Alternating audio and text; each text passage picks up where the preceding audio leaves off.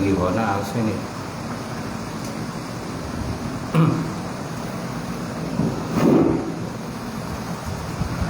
InsyaAllah meja ni pun kecil. Ya. Dia kena panjang depan lebar ni.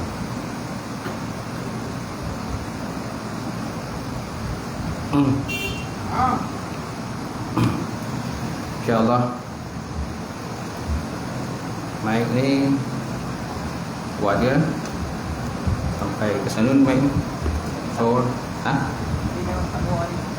ni pasang luar. Luar. Baik, insyaAllah kita mulakan kuliah maghrib kita pada malam ni dengan kita sama-sama membaca umul kitab ila hadratin Nabi Muhammad Mustafa Rasulullah sallallahu alaihi wasallam walal kiram ashab ridham sya'ulahum al-fatihah. A'udzubillahi minasyaitonir rajim. Bismillahirrahmanirrahim. Alhamdulillahi rabbil alamin. Ar-Rahmanir Rahim. Maliki yaumiddin. Iyyaka na'budu wa iyyaka nasta'in. Ihdinas siratal mustaqim. Siratal ladzina an'amta 'alaihim ghairil maghdubi 'alaihim waladdallin. Amin. Assalamualaikum warahmatullahi taala wabarakatuh. Alhamdulillahilladzi anzala ala abdihil kitab wa lam yaj'al lahu aywaja qayyiman yunzira ba'san shadidan min ladunhu wa yubashshirul mu'minina allazina ya'maluna shalihat anna lahum ajran hasana makithina fi abada. Asyhadu an la ilaha illallah wahdahu la syarika lah wa asyhadu anna Muhammadan abduhu wa rasuluhu wa khaliluhu wa syafi'uhu. Allahumma salli wa sallim ala hadzal nabiyil karim wa ila al malaikatil muqarrabin wa ala alihi wa sahbihi wa man da'a bi da'watihi wa sanna bi sunnatihi ila yaumiddin. Rabbi shrah li sadri wa yassir li amri wa hlul 'uqdatam min lisani yafqahu qawli. Subhanaka la ilma lana illa ma 'allamtana innaka antal alimul hakim. Wa la hawla wa la quwwata illa billahil alimul azim. Qala Allah subhanahu wa ta'ala fil Qur'anil karim ba'da a'udzu billahi minasy syaithanir rajim. Bismillahirrahmanirrahim. Walan tad'anka yahudu walan nasara hatta tattabi'a millatahum qul inna hudallahi huwal huda wa la in ittaba'ta ahwa'ahum min ba'di ma ja'aka minal 'ilm ma laka minallahi min wali wa la nasir. Sadaqallahul azim. Maksudnya orang-orang Yahudi dan Nasrani itu tidak akan redha kepada kamu sehingga kamu masukkan agama mereka. Kata oleh Muhammad, sesungguhnya petunjuk Allah itulah sebenar-benar petunjuk.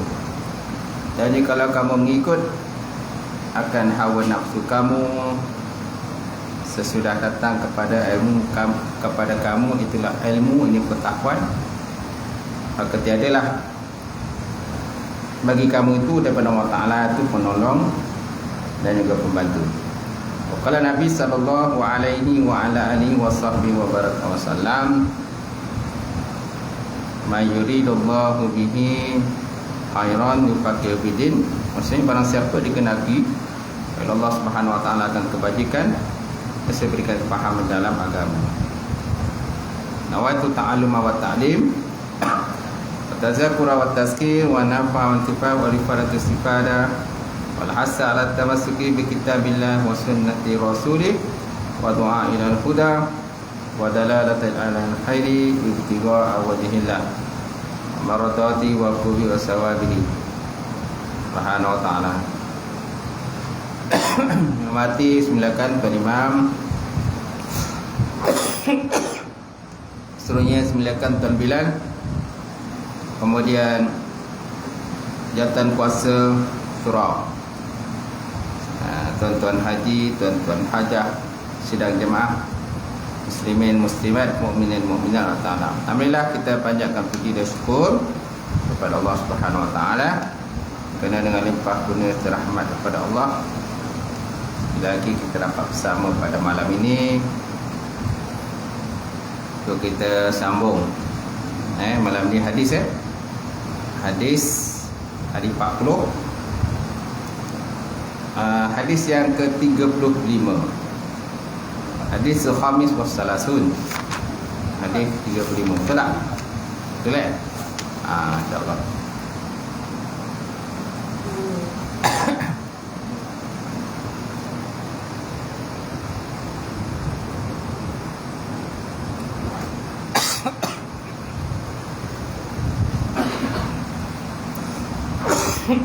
Baik. Banyak waktu kita ke surau ni. Saya rasa habis 10 kipas dah. Ekor tak ada. Faham? Terus. Baik. Kita lihat hadis ke 35.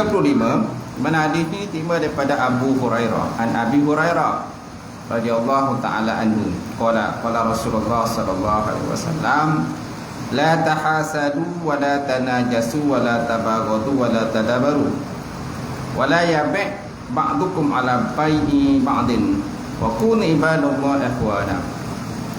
Al muslimun akhul muslim la yazlimuhu wa la yakhdhuluhu wa la yakzibuhu wa la yahqiruhu. At-taqwa hauna at-taqwa hauna wa yusiru ila sadrihi salasa marratin bihasbi imri'in minasyarri ay yakhira akhahu muslim kullu muslim 'alal muslim haramun damuhu wa maluhu wa 'irduhu rawahu muslim kama qala Rasulullah sallallahu alaihi wasallam. Mana hadis ini terima daripada Abu Hurairah radhiyallahu ta'ala anhu, telah redha Allah Ta'ala akan dia. Qala, berkata ia, qala Rasulullah sallallahu alaihi wasallam, telah bersabda Rasulullah sallallahu alaihi wasallam. Apa sabda Nabi tuan? Apa pesanan Nabi pada kita? La tahasadu. La tahasadu, janganlah kamu hasad, menghasad. Menghasad, dengki-dengkilah. Jangan kamu dengki-mendengki. Wala tanajasu. Jangan kamu tipu-menipu. Jangan hasad dengki, jangan tipu menipu, wala tabaghadu, jangan benci membenci, wala tadabaru, jangan belakang membelakangi. Jangan belakang membelakangi. Membelakangi orang lain. Jangan membelakangi orang lain. Wala yabi' ba'dukum ala bai'i ba'din, dan janganlah menjual setengah kamu akan jualan yang lain. Wala baik ba'dukum ala ba'di ba'din. Janganlah setengah kamu menjual di atas penjualan setengah kamu. Wa kunu ibadallah ikhwana. Dan jadilah kamu tu hamba Allah Ta'ala yang bersaudara. Jadilah kamu tu hamba Allah Ta'ala yang bersaudara. Orang Islam ni dia bersaudara kan. Kalau tercubit belah kanan, mana kiri pun terasa lah. Cubit tangan kanan, tangan kiri pun terasa. Itulah kan, kita saudara Islam ni bersaudara macam tu. Kemudian al-muslim akhul muslim, orang Islam bersaudara di atas Islam yang lain. Oleh itu la yazlimuhu, janganlah kamu menghina. La yazlimu, kamu jangan menghina akan dia lah. Jangan menzalimi akan dia. Asal yazlimu ni menzalim, tapi kita boleh juga terjemahkan menghina. Kemudian wala yahzuluh, dan jangan kamu membiarkannya. Jangan biarkan dia dalam hina. Khazala ni mana hina. Jangan biarkan kawan kita, sahabat kita dalam hina. Wala yakzibuh, dan janganlah kamu mendustakan dia.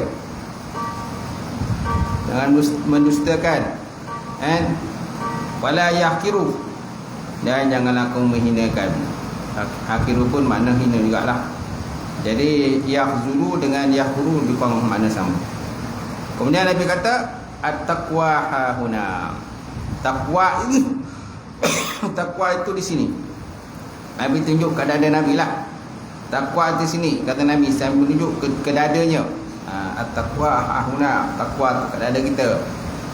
Wa yasiru ila sadrihi salasa marat. Nabi mensyaratkan kepada dada Nabi sebanyak 3 kali. Salasa marat. Kalau maratan sekali, kalau marat mana banyak kali lah. Mana 3 kali lebih daripada 1. Jamak. Bihasbi mri'in minasyarri ayyafira akhahu muslim. Sudah cukup. Mana sudah cukup, mana banyak kejahatan seorang itu bahawa ia merendahkan saudaranya yang Islam.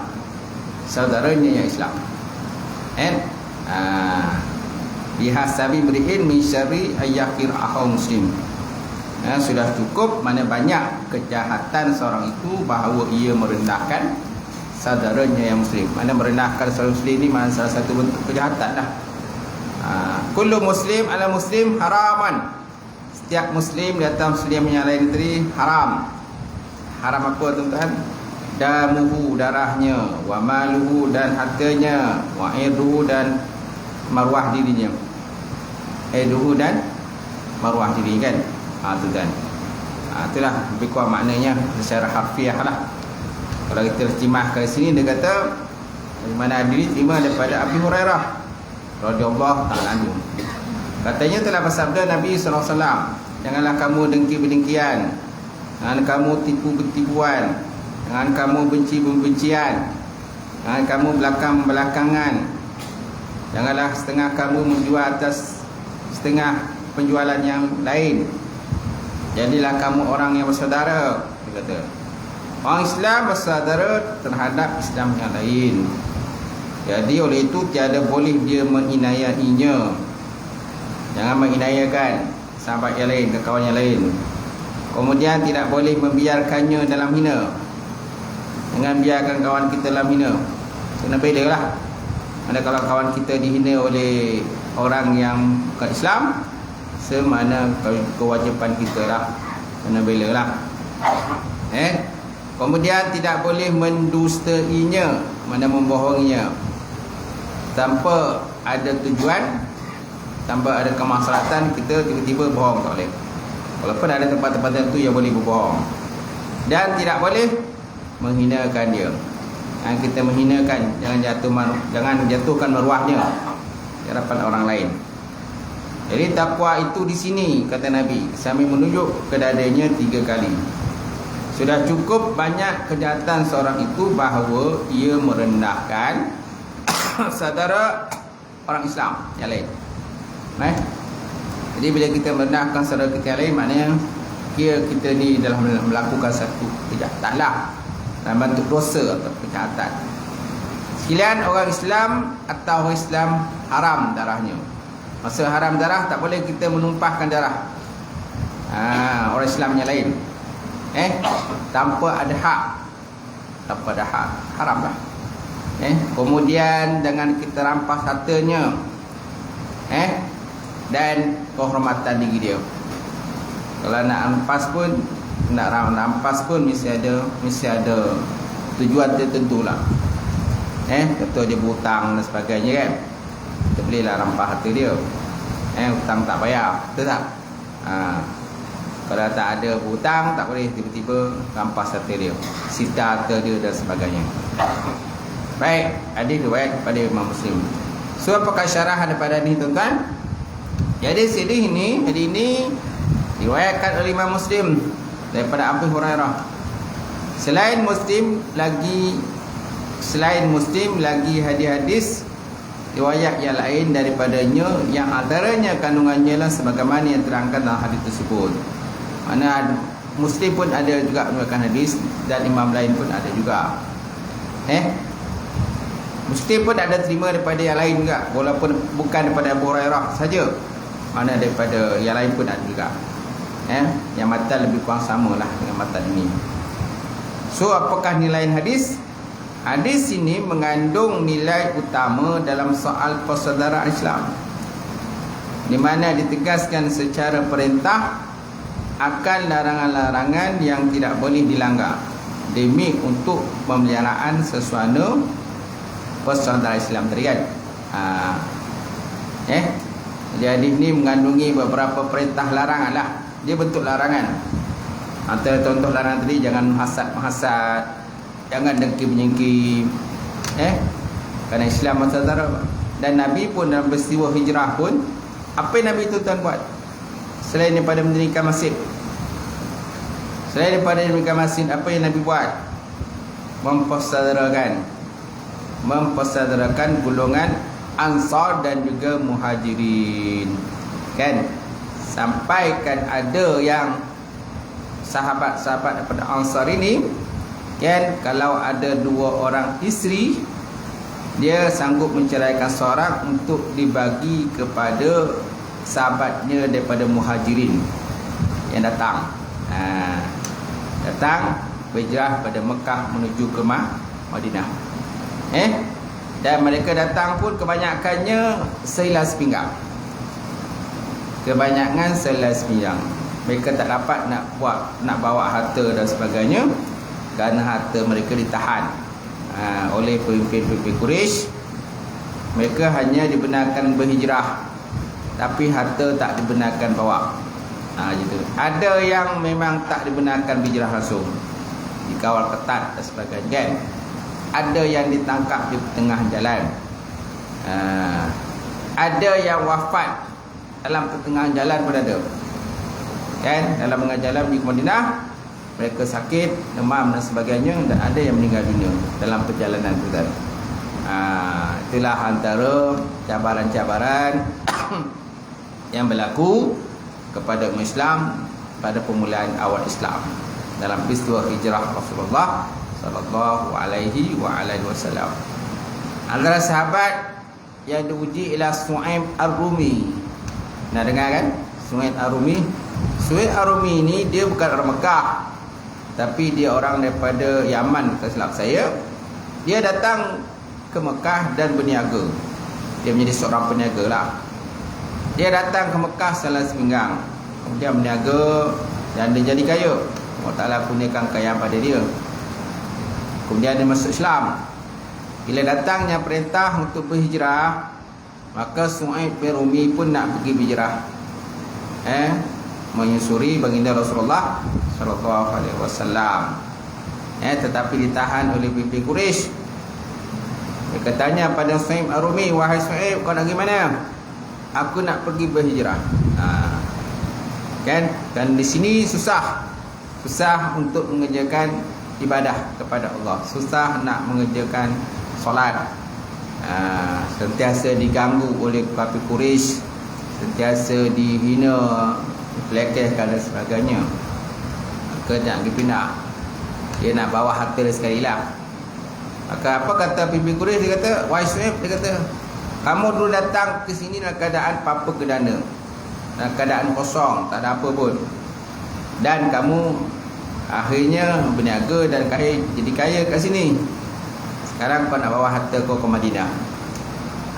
Kami tak benarkan kau bawa harta. Kamu kena tinggal sini dan sebagainya." Maka Su'aib Ar-Rumi kata, "Tak apalah. Kau nak ambil harta aku, ambil harta lah. Tapi aku tetap nak pergi berhijrah." Maka dia pergi berhijrah. Maka Allah Ta'ala sebut dalam Quran berkenaan dengan kisah Su'aib tadi, "Wa minan nasi man yashri nafsahu ibtigha'a maradatillah wallahu ra'ufun bil ibad." Dan setengah pada manusia itu adalah orang yang menjualkan dirinya untuk menuntut keredaan Allah Subhanahu wa ta'ala. Itu kan, itu antara yang berlaku pada Su'aib. Dan baik. Seterusnya perkara yang mengandungi hubungan antara orang Islam. Baik, dalam hadis ni dia banyak berkenaan perintah, larangan. Dia banyak larangan lah. Dia banyak larangan. Sebab apa? Dia banyak diulang perkataan la. La bermakna nafi. ataupun makna nahi lah.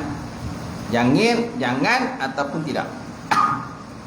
Jangan atau tidak.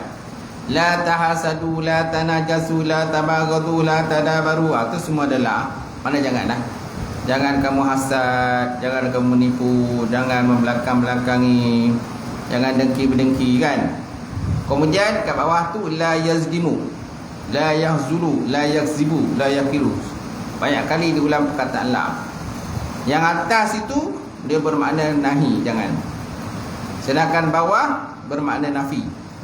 Tidak, tak boleh. Tak boleh menzalimi, tak boleh menghinakan dan sebagainya lah. Jadi perkara yang mengenai hubungan antara orang Islam, pertama beberapa perintah larangan. Dia perintah larangan. Bermakna nahi lah. La bermakna nahi, larang. Pada hadis tersebut Rasulullah sallallahu alaihi wasallam menerangkan perkara yang mengenai hubungan antara orang Islam. Untuk melihara hubungan ini ditegaskan beberapa perintah yang merupakan larangan yang wajib dipatuhi. Apa? Dia kata wajib. Larangan yang wajib. Jadi la tu tuan, la tu bermakna wajib. Mana perintah wajib. Kerana setiap la nahi ni asal hukumnya ialah perintah wajib, pada wajib tinggal. Wajib tinggal lah. Kalau la pada nafi, mana wajib jangan buat. Jangan buat. Naklah wajib kita tinggalkan. Itulah. Baik, iaitu janganlah kamu berdengki-dengkian antara sesama sendiri, kerana dengan dengki atau hasad menyebabkan terputusnya hubungan. Terputusnya hubungan lah bila kita dengki-berdengki, hasad menyakat.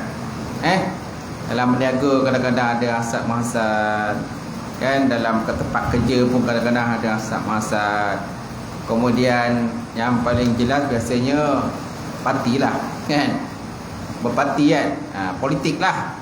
Tengoklah kalau politik, tengoklah macam mana. Dengki berdengki, hasad menghasad dan sebagainya. Biasalah berlaku. Mana di antara Islam sendiri pun kadang belaga-belaga lah. Belaga-belaga antara satu sama lain. Sedangkan Nabi diutuskan untuk menyatukan umat baginda Rasulullah sallallahu alaihi wasallam. Jangan hasad menghasad, jangan dengki dan sebagainya. Baik. Dengki ialah satu perasaan jiwa yang timbulnya perasaan itu pada seorang oleh kegelisahannya memandang kelebihan yang ada pada orang lain. Kerana dengki tu, mana dia duduk gelisah kan, tengok ada kelebihan pada orang lain. Orang ni lebih jadi kaya, maka dia mula dengki lah. Dia boleh dengki dengan nak rampas harta dia, nak rompak dia, nak curi harta dia kan, dan sebagainya kan. Nak buat scammer lah. Banyak sekarang ni scammer kan, menipu di atas talian je. Tak perlu pun pencuri tu datang jumpa kita tuan-tuan. Zaman sekarang pencuri tak jumpa kita, tapi dia telefonnya dengan dia menyamar sebagai anggota polis ke, atau dia menyamar mahkamah ke, dia menyamar sebagai itu, sebagai ini dan sebagainya, dengan tujuan, dengan maksud ialah untuk menipu.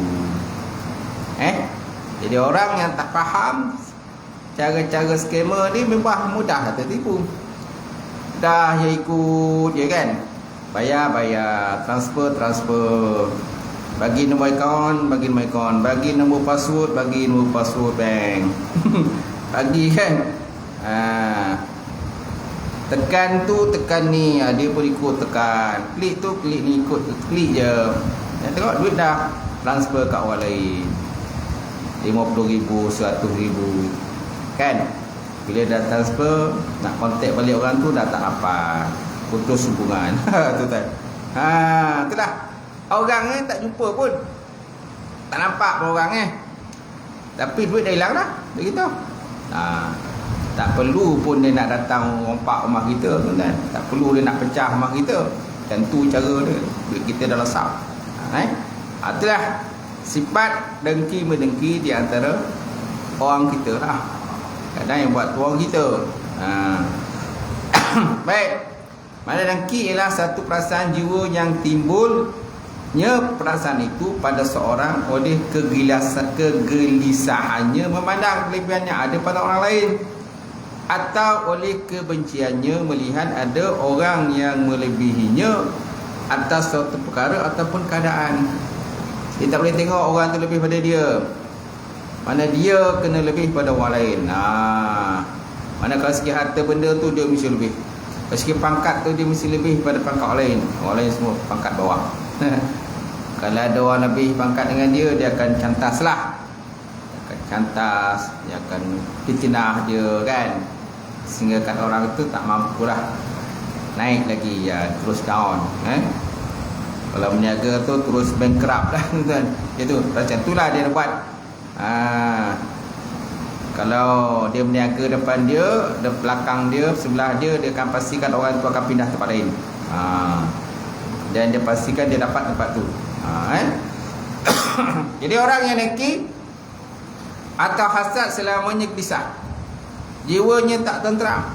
Kerana apa? Kerana ini dia berusaha untuk menghilang sesuatu kelebihan yang ada pada orang lain dengan perkataannya ataupun dengan perbuatannya, dan berikhtiar untuk memindah sesuatu kelebihan yang ada pada orang ini pada diri dia sendiri.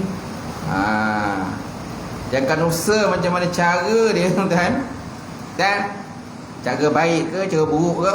Biasa cara buruk lah. Tak, kalau ada dengki ni mesti cara buruk punya, mana ada cara baik. Biasa cara buruk dia menipu lah, contoh kan. Demi untuk dapatkan harta orang tu. Yang penting harta orang tu dia dapat. Dia tak kisah orang tu nak menangi ke, dia nak melolong ke, nak bulung ke, nak tunggang terbalik ke dan sebagainya. Dia tak kisah. Janji duit orang tu dia dapat. Janji duit orang tu dia tak dapat. Tapi dia tak fikir. Dia tak fikir besok, akhirat besok dia kena pulangkan balik duit orang tu. Walaupun di dunia ni dia senang lah, dia senang dapat duit orang, rompak orang, curi orang, scam orang dan sebagainya. Tapi akhirat besok mana dia, kau kenalah pulangkan duit tu ni, kena cari lah balik. Hulu halal lah kau besok akhirat mencari orang yang punya harta tu, yang kau rampas, yang kau dah ambil harta dia. Macam mana nak cari tu kan? Cari tuan punya harta di akhirat besok. Tu yang sedih dia besok. Kadang kita kesian kan, kita kesian orang mencuri ni, rompak ni. Dia besok-besok dia macam mana besok di hadapan Allah Subhanahu Wa Taala, dia nak ditanggungjawabkan tentang perbuatan dia besok. Kalau dia sempat bertaubat pada Allah, baiklah, dan dia memulangkan harta dia, harta dicuri tu, okeylah. Kalau tak sempat bertaubat pada Allah, macam mana? Baik. Jadi orang yang dengki atau hasad selamanya gelisah, jiwanya tak tenteram. Jiwa tenteram, dan kalau boleh dia tak nak orang lain tahu apa yang dia buat. Kerana dia ini berusaha untuk menghilang suatu kelebihan yang ada pada seorang lain dengan perkataannya atau dengan perbuatannya, atau berikhtiar untuk memindah suatu kelebihan yang ada pada orang lain untuk kepada diri dia sendiri. Itu tujuannya, dia nak pindahkan harta orang kepada dia, tapi dengan cara batil lah, dengan cara batil, dengan memfitnah, menipu dan sebagainya. Dan ada pula orang yang dengki itu berusaha untuk menghilang atau mencedera suatu kelebihan diri orang yang mempunyainya semata-mata kebencian yang dulu, kerana dia sendiri tiada berhajat kepada kelebihan itu untuk dirinya. Ada juga yang kata dia tak nakkan harta orang tu, tapi dia memang tak suka orang tu ada harta. Dia tak suka orang tu ada harta, tetapi dia pun tak nakkan harta orang tu, tapi dia ada perasaan dengki pada orang tu. Maka dia mungkin dia akan musnahkan harta orang tu, bakar ke dan sebagainya kan. Dia tak nak harta tu, Macam yang pertama dia nak harta orang tu. Yang kedua dia tak nak harta orang tu, tapi dia nak harta orang tu musnah, hancur, rosak, kan, sebagainya. Kerana dia sendiri tidak berhajat pada kelebihan itu untuk dirinya.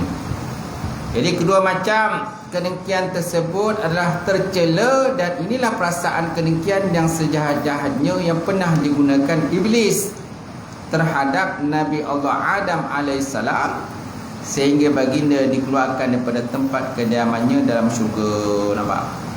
Itulah kedengkian iblis lah.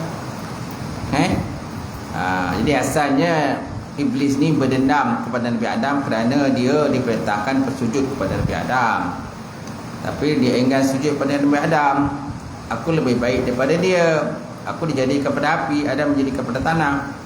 Manakala aku nak sujud pada Nabi Adam? Maka akhirnya dia dikeluarkan dari syurga. Bila keluar dari syurga, dia ada perasaan dengki kepada Nabi Adam. Dia pasang kedengkiannya, hatinya busuk pada Nabi Adam.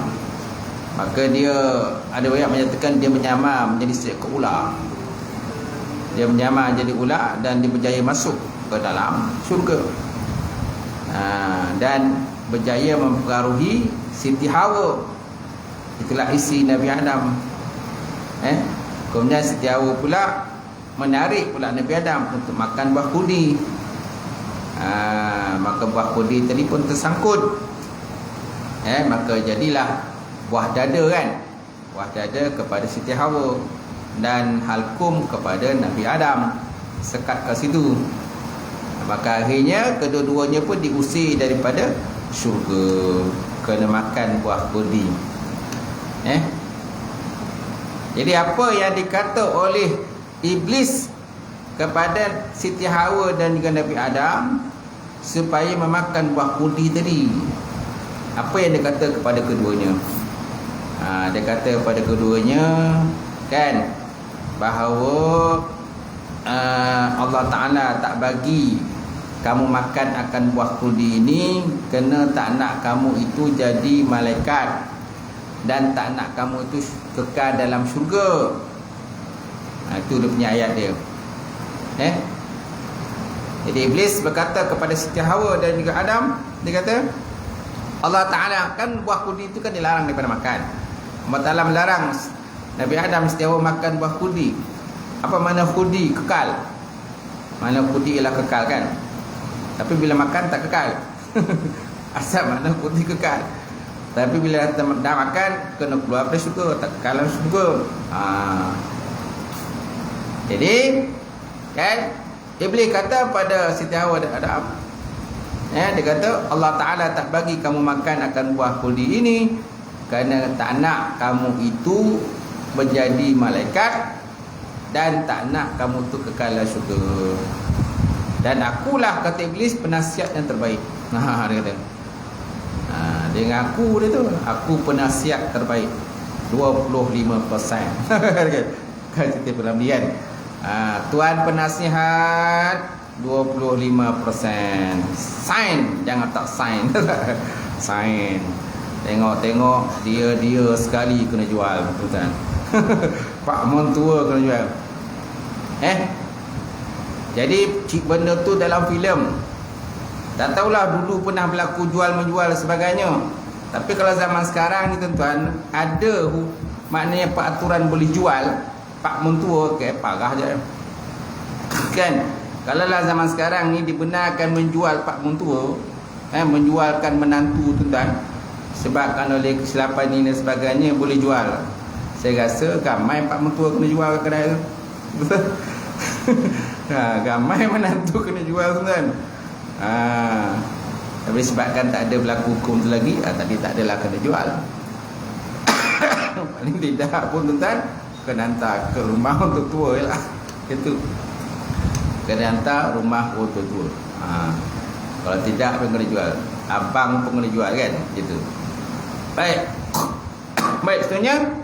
Sementara itu, ada pula sejenis perasaan dengki atau hasad yang tumbuh dalam jiwa seorang, tetapi dia berdiam diri. Tidak ada sebarang usahanya yang jahat sama ada dengan perkataannya maupun dengan perbuatannya untuk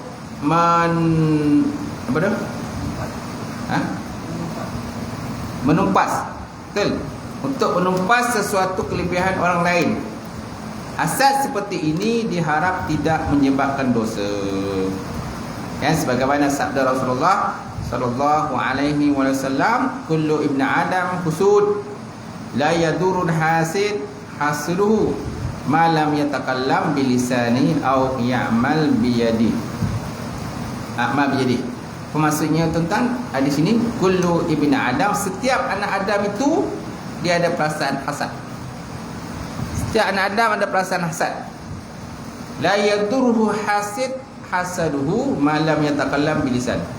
Tiada memberi mudarat orang yang berhasad akan hasadnya selama mana dia tidak berkata-kata dengan lisan dia.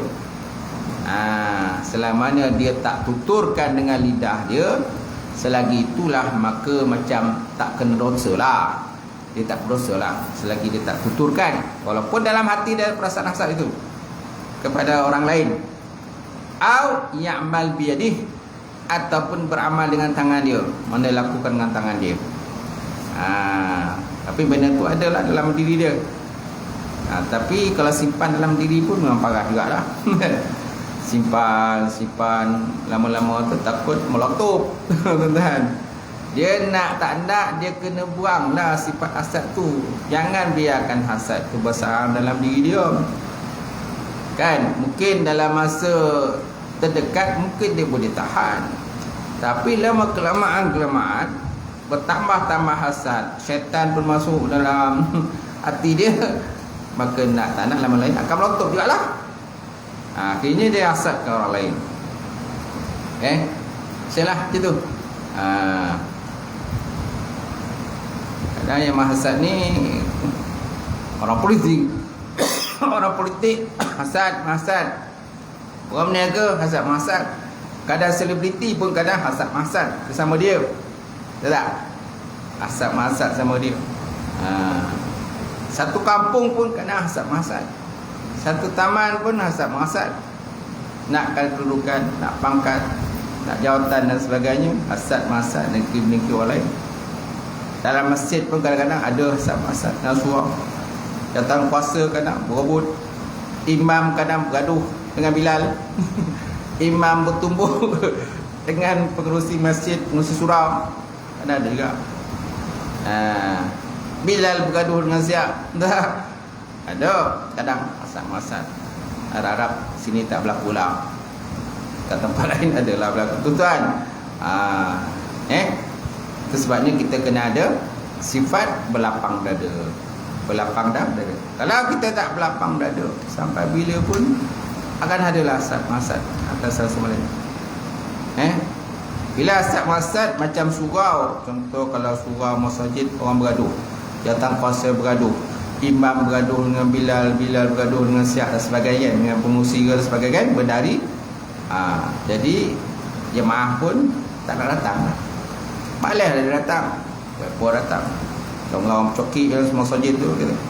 Surau tu puan nak datang. Surau masjid tempat orang bersatu, bukan bergaduh.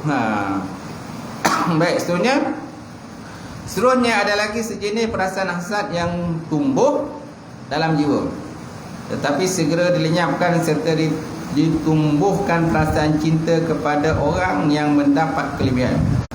Dilenyapkan, dikurangkan kan. Sebabnya kena mengaji bab akhlak.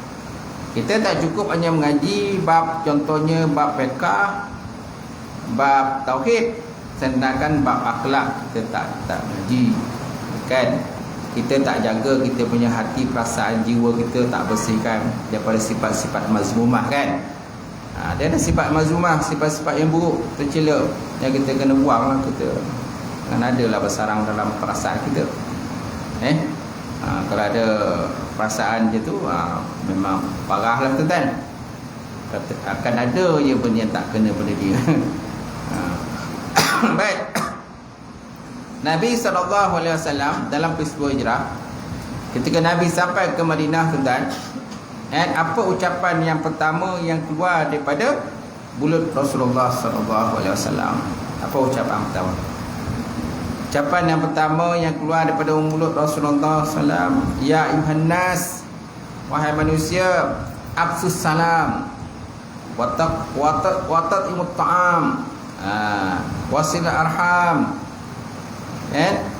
kemudian wasalli bil lail wan nasu niyam tadkhulul jannata bis salam, atau kama qala Rasulullah. Wahai manusia, kata Nabi ketika Nabi atas kenderaan dia, unta dia kan, peristiwa hijrah itu kan, Nabi kata wahai manusia, dia kata absus salam, sebarkan salam, sebarkan salam. Sebabnya salah satu daripada cara kita nak hilangkan pemusuhan, perasaan dengki-dengki ini ialah salam. Salam, kita bagi salam, salam. Wajibut ta'am, berikan makanan, hulurkan makanan, sama ada hadiah atau sedekah kan, sedia sedekah. Muhammad SAW, maka dia membuat kesimpulan dan rumusan bahawa mustahil orang ini dia ada sifat pembohong ataupun pendusta, dia kata. Mustahil orang ini yang dia tengok tu ada sifat pembohong ataupun pendusta. Itulah Rasulullah SAW, tidak ada pembohong. Baik. Kemudian setelah Rasulullah menerangkan larangan dengki atau hasad, maka diterangkan pula larangan bertipu-tipuan. Bertipu-tipuan dan membencian dengan sabdanya, janganlah kamu bertipu-tipuan. Mana nipu-menipu lah. Jangan kamu menipu-menipu, jangan kamu benci-benci di antara satu sama lain. Jadi larangan tipuan ialah melarang seorang menaikkan harga barang-barang padahal dia sendiri tidak mahu membelinya untuk menyusahkan orang lain. Ini antara contohlah. Antara larangan tipu-tipuan tadi ialah melarang seorang menaikkan harga barang yang padahal dia sendiri tidak mahu membelinya untuk menyusahkan orang lain. Jadi perbuatan ini adalah haram. Masuk juga larangan ini ialah segala perbuatan tipu atau kecoh. Tipu atau kecoh dalam jual beli lah. Menipu dalam jual beli, menipu barangan. Contohnya dia kata barang ni baik, bagus, tapi sebenarnya tak baik, kan? Tak baik pun. Pakai sekejap dah rosak. Kan? Dia kata barang ni ada waranti, bila kita beli rosak, tiba-tiba tak boleh tukar. Tiba-tiba tak boleh tukar. Macam alasannya supaya kita tak dapat barang yang ditukar. Ini pun antara menipu juga. Menipu, kan? Dulu ada tu yang gores dan menang, kan? Gores dan menang, kan? Gores dan menang tapi tak pernah menang. Gores menang tapi tak pernah menang. Malah tipu lah, terpaksa pula kena duit tak? Kena bayar. Kena keluarkan duit, tapi barang tak dapat juga. Ni ada jugalah menipu. Menipu atas talian. Menipu atas talian, cik dah menang 10,000, tahniah. Nombor cik telah pun terpilih. Orang ni tak nampak, cakap dalam telefonnya. Cakap telefon ataupun dia hantar mesej, cik telah menang sekian-sekian banyak, 10,000, 100,000 lah aku menang. Jadi cik, dia kata kalau cik nak duit, nak tebus, cik kena bagi nombor akaun lah, kena tu lah, kena ni dan sebagainya. Lepas tu kena bayar deposit lah. Macam mana nak kena bayar deposit pula, sedangkan dia kata kita menang, tapi nak kena bayar juga, tuan. Lala duit kita habis, barang tak dapat juga. Duit kita habis, tapi duit yang dia berjanjikan tak dapat juga. Tipu juga tu. Nipu atas talian, macam-macam orang menipu, tu tak? Macam tu. Kadang-kadang yang buat tu orang kita sendiri. Baik. Larangan berbenci-bencian ialah melarang seorang membenci dengan menghina orang lain semata-mata menurut dorongan hawa nafsu yang angkuh atau sombong. Dan Disebabkan oleh angkuh, sombong, ego kan, maka dia membencilah, malah dia menghina, bukan setakat benci sampai menghinakan orang tu, menghinakan orang tu, mempelekehkan orang itu dan sebagainya. Jadi perbuatan ini melenyapkan perasaan kasih sayang antara seorang dengan saudaranya, padahal perasaan ini wajib dipelihara dan dipupuk dengan semangat cinta sebagai orang yang percaya kepada Allah Subhanahu wa ta'ala. Rasulullah SAW bersabda, dia kata, la tadkhulul jannah hatta yu'minu, la tadkhulul jannah hatta tu'minu, wa la tu'minuna hatta tahabbu, awala adullukum ala syai'in iza fa'altumuhu tahabbtum, afsus salam. Afsus salam bainakum. Kata Nabi, la tadkhulul jannah, tidak akan masuk syurga, kamu tak akan masuk syurga hatta tu'minu, sehingga kamu beriman. Kamu tak akan masuk syurga sehingga kamu beriman, kamu bersyahadat. Wala tu'minuna hatta tahabbu, kamu tak akan beriman sehingga kamu kasih mengasihi. Saya sifat kasih menyayangi atas lain, maka baru kamu dikira sebagai orang beriman. Awala adullukum ala syai'in, nak tak kalau aku tunjukkan kepada kamu di atas sesuatu, iza fa'altumuhu, apabila kamu melakukan akan dia, tahabbtum, nescaya saya kamu akan dicintai.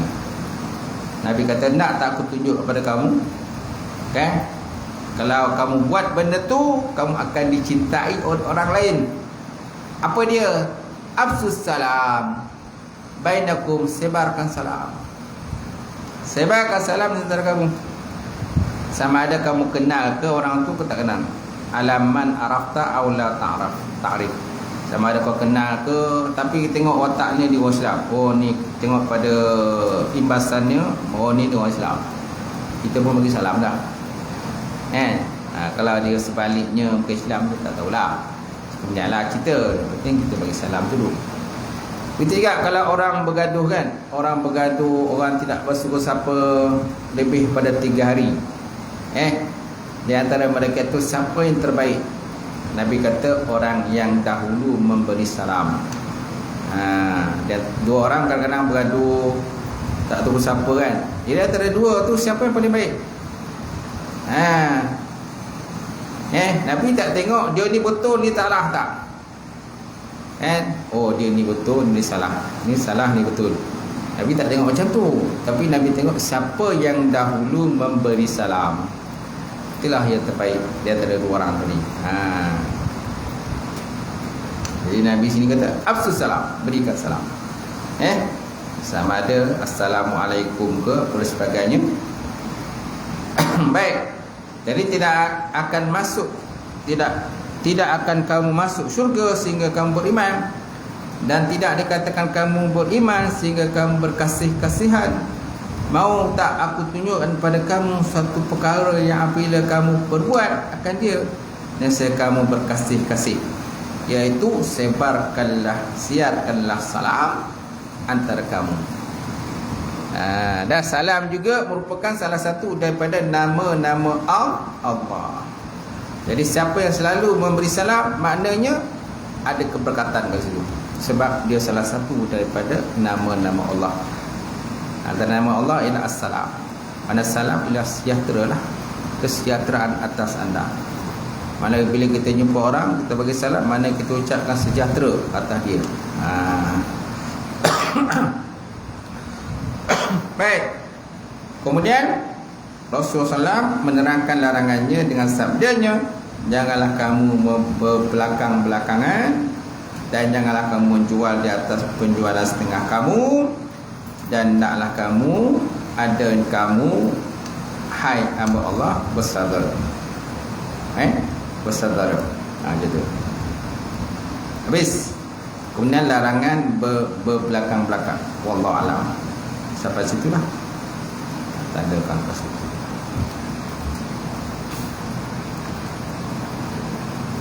Baik. Ada soalan tuan-tuan? Sebelum kita tutup kuliah malam ni, ada?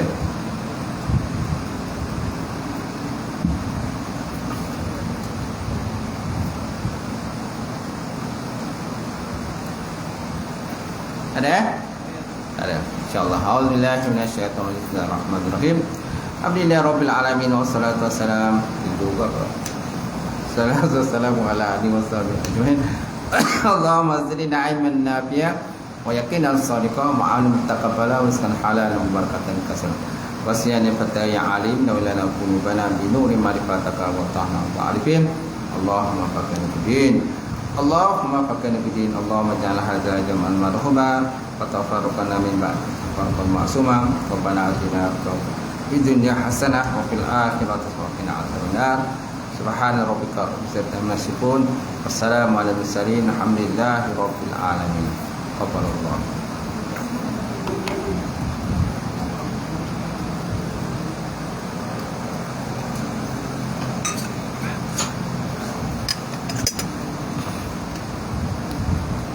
Finish. Tekan finish. Oh, jangan dulu. Finish.